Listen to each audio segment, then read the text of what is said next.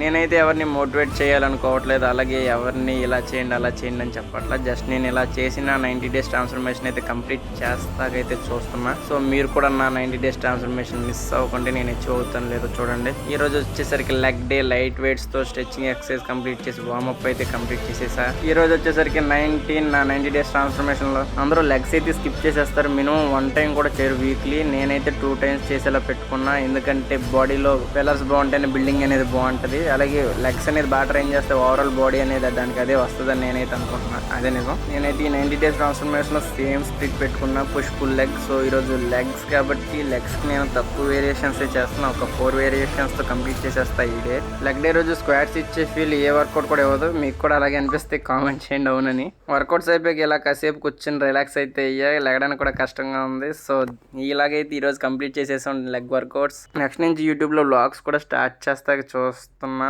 So అవి కూడా కొంచెం సపోర్ట్ చేయండి. Thank you for watching.